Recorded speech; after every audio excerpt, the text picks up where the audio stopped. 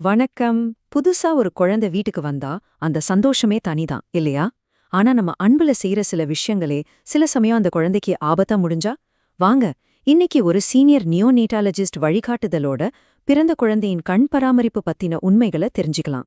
நாம இப்ப கேட்க போற இந்த கேள்விதான் ரொம்ப ரொம்ப முக்கியமானது. நாம நம்ம குழந்தைங்களோட கண்ணை உண்மையிலேயே பாதுகாக்கிறோமா இல்ல தெரியாமலேயே சேதப்படுத்துறோமா? பாசத்தோடு செய்யற சில விஷயங்கள் நன்மைக்கு பதிலா தீமைய கொண்டு வரதா? வாங்க இதுக்கு பதில் தேடலாம். பாருங்க, இந்த பழைய பழக்கவழக்கங்கள் எல்லாம் அன்பிலிருந்து வர்றதுதான்னு நமக்கு நல்லாவே தெரியும். அதுல எந்த சந்தேகமும் இல்ல. ஆனா நம்மளோட நோக்கம் என்னன்னா, அந்த பழக்கங்களுக்கு பின்னாடி இருக்கிற அறிவியலை புரிஞ்சுக்கிட்டு நம்ம குழந்தைங்களுக்கு எது உண்மையிலே பாதுகாப்பானதோ அதை மட்டும் செய்யணும். சரி, ஒரு பிரச்சனைக்கு தீர்வு பார்க்கறதுக்கு முன்னாடி அந்த பிரச்சனை ஏன் வருதுன்னு நாம முதல்ல புரிஞ்சுக்கணும் இல்லையா? குழந்தையோட கண்ணுல ஏன் அந்த மாதிரி பிசுபிசுப்பு வருது, அதுக்கு பின்னாடி இருக்கிற சயின்ஸை முதல்ல பாத்திரலாம். ரொம்ப சிம்பிளா சொல்லணும்னா, கண்ணுல இருந்து கண்ணீரை மூக்குக்கு கொண்டு போற ஒரு குட்டி பைப் மாதிரி நினைச்சுக்கோங்க. நிறைய குழந்தைங்களுக்கு பிறக்கும்போது இந்த பைப் முழுசா திறந்திருக்காது. இது ஒரு சாதாரணமான ஒரு விஷயம்தான். ஆனா பிரச்சனை இங்க இருந்து தான் ஆரம்பிக்குது. உண்மைய சொல்லணும்னா, கிட்டத்தட்ட 20% குழந்தைங்களுக்கு இந்த கண்ணீர் குழாய் அடைப்பு இருக்குதாம். அதனால இது ரொம்பவே பொதுவான ஒரு விஷயம். உங்க குழந்தைக்கு இப்படி இருந்துச்சுன்னா தேவையில்லாம பயப்பட வேண்டாம், சரியா? இப்போ நான் சொல்ல போறதுதான் நீங்க கண்டிப்பா மனசுல வச்சுக்க வேண்டிய ஒரு விஷயம். குழந்தையோட கண்ணோட மேற்பரப்பு ஒரு ஸ்பாஞ்ச் மாதிரி ரொம்ப மென்மையா இருக்கும்.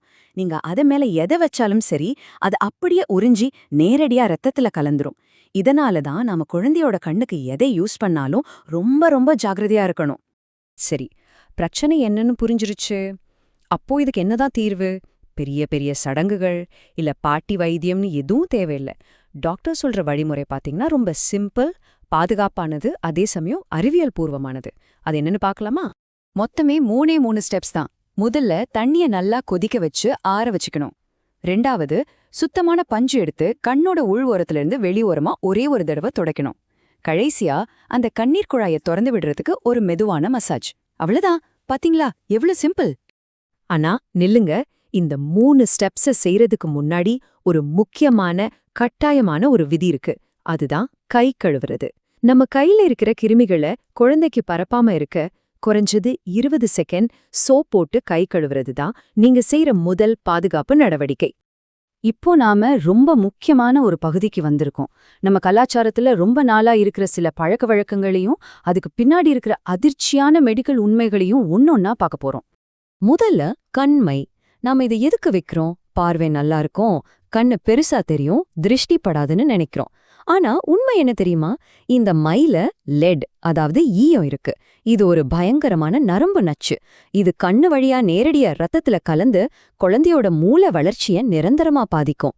யோசிச்சு பாருங்க, இது எவ்வளவு பெரிய ஆபத்து. இந்த மேற்கோள கவனிங்க. இந்திய பச்சிளம் குழந்தை பராமரிப்பில் இதுதான் மிகவும் ஆபத்தான கட்டுக்கதை. இது ஒரு சாதாரண அட்வைஸ் இல்ல. இது நம்ம குழந்தையோட எதிர்காலத்தை பத்தின ஒரு கடுமையான எச்சரிக்கை. இது நாம மறக்கவே கூடாது. அடுத்தது தாய்ப்பால். தாய்ப்பால் குழந்தைக்கு அமிர்தம் மாதிரி. அதுல எந்த மாற்று கருத்தும் இல்ல. ஆனா அத கண்ல விடுறது சரிதானா? அதுல இருக்கிற ஆன்டிபாடிஸ் இன்ஃபெக்ஷனை சரி பண்ணுன்னு ஒரு நம்பிக்கை இருக்கு. ஆனா உண்மை என்னன்னா, பால்ல இருக்கிற சக்கரை பாக்டீரியாவுக்கு ஒரு சூப்பரான உணவு. நீங்க இன்ஃபெக்ஷன் மேல சர்க்கரையை ஊத்தி வளர்க்குற மாதிரி தான் இது. இது இன்ஃபெக்ஷனை பல மடங்கு அதிகமாக்கிடும். அடுத்து நெய், தேன். கண்ணை சுத்தப்படுத்தும், பார்வை நல்லா தெரியும்னு சொல்றாங்க. ஆனா நெய்ங்கிறது கொழுப்பு. அது கண்ணுல இருக்கிற சின்ன சின்ன சுரப்பிகளை அடைச்சு வீக்கத்தை உண்டாக்கும். அதே மாதிரி சுத்திகரிக்கப்படாத தேன்ல இருக்கிற கிருமிகளால இன்ஃபென்ட் பாச்சுலிசம்னு ஒரு கொடிய நோய் வர வாய்ப்பு இருக்கு. உணவுப் பொருட்களை கண்ணுல போடுறது எவ்வளவோ ஆபத்தானதுன்னு இப்ப புரியுதா? சரி, நம்ம வீட்ல செய்யற அந்த முதல் உதவியெல்லாம் ஒரு பக்கம் இருக்கட்டும். ஆனா சில அறிகுறிகள் தெரிஞ்சா நாம ஒரு நிமிஷம் கூட தாமதிக்க கூடாது. எப்போ நாம உடனே டாக்டர்கிட்ட போகணும்னு இப்ப தெளிவா பார்க்கலாம். இந்த அறிகுறிகளை நல்லா கவனிங்க. கண்ணோட வெள்ளை பகுதி சிவப்பா மாறுறது, தொடர்ந்து பச்சை இல்ல மஞ்ச கலர்ல சீழ் வர்றது, கண்ணிமைகள் வீங்கி போறது, இல்லனா சாதாரண வெளிச்சத்துக்கே குழந்தை அழறது. இதுல எதை பார்த்தாலும் சரி, நீங்களா வைத்தியம் பண்ணாம உடனே தயவு செஞ்சு டாக்டரை போய் பாருங்க. இது ரொம்ப ரொம்ப முக்கியம். இதுவரைக்கும் நாம அறிவியலையும் மருத்துவத்தையும் பார்த்தோம். இப்போ இந்த பகுப்பாய்வோட கடைசி ஆனா ரொம்ப முக்கியமான பகுதிக்கு வந்துட்டோம். இது உங்கள பத்தினது. உங்க குழந்தையோட பாதுகாவலரா உங்களோட பங்கு என்ன? எனக்கு தெரியும், குடும்பத்துல இருந்து பெரியவங்க கிட்ட இருந்து நிறைய அழுத்தம் வரும். அவங்க சொல்றதெல்லாம் நல்ல எண்ணத்துல தான்னு புரியுது. ஆனா ஒண்ணு மட்டும் மறக்காதீங்க. உங்க குழந்தையோட முதல் பாதுகாவலர் நீங்க தான். நீங்க தெரிஞ்சுக்கிட்ட அறிவியலை வச்சு தைரியமா ஒரு முடிவு எடுங்க. கடைசியா இந்த ஒரு விஷயத்த மட்டும் மனசுல வச்சுக்கோங்க.